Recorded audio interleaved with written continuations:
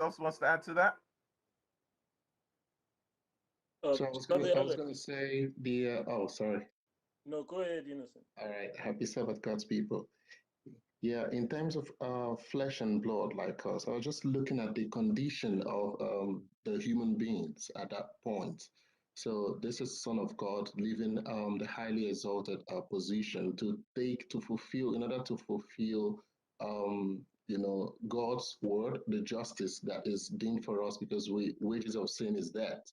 So there's a condition for failed human beings, and we lack understanding. We are weak in mind, and we've fallen. So I see being Jesus coming in to be like of the situation, a condition like the fallen humans, but overcoming. And so this is he now coming in our situation, but then he's telling us that we can overcome, because he's going to teach you, not like when you go counseling and people teach you textbook suggestions, but this is like he telling you, I have experienced it and you can do this. Thank you. Thank you. Okay, Elder Mike? Yes, that's a very good point, Brother Instant. Yeah, Elder Mike, do come in. Yes, that's a good point. I wanted to exactly what Brother Innocent said. The fallen nature is what Christ took on himself. He didn't take that um, human nature of Adam before the fall.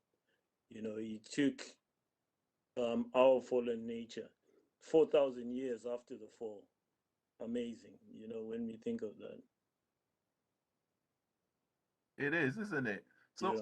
So what does that say about him being a brother? Was it being a brother as in for that time, for our time, knowing what we know, being what we are, and being around us? Sorry, Alec, I just wanted Elder Mike to clarify. Did you say that he took on the nature of Adam after the fall? No. Or did you mean that he was impacted by the sin? No. After Adam fell, because obviously the Bible wasn't the first Adam. Please clarify. No. Christ had no sin, but he took our fallen nature. He didn't have that nature that Adam had of the unfallen nature. He took our fallen nature. That's what he took. Yeah. So I guess that's what I mean. Clarify your question. So sorry, Brother Alec, please clarify, because I don't understand. What do you mean by our fallen nature? What does that mean actually in layman's terms? Okay, can somebody, okay, class, what do we mean by that, our fallen nature? What do you think? Well, Anybody? Happy Sabbath, everyone. Happy Sabbath, everyone. Good morning. Please come in. Yeah, I think our fallen nature that is being referred to here is the sinful nature of man. The day Adam sinned and left that became unrighteous.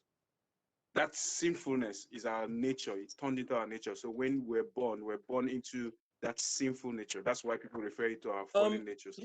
Just the sinful nature. Not really, Brother Prince. What he took is a weak flesh and blood. He didn't take and become sinful like us. Well, he took, our bodies are weak, and we in a sense we are sort of inclined to do faulty and to do wrong things, but he did not take that route. So what he took was a weak body, just like you and me. We are weak, and we tend to then go to sin, but Jesus did not go to sin, if you know what I mean. Yeah. Thank you for the clarification. Thank you. So we show that even though, yes, he took on the frail body, but we see that Christ lived a sinless life. Yeah? Yeah. The very fact is, if he was to live the life that we live, somebody else would have to step in to say,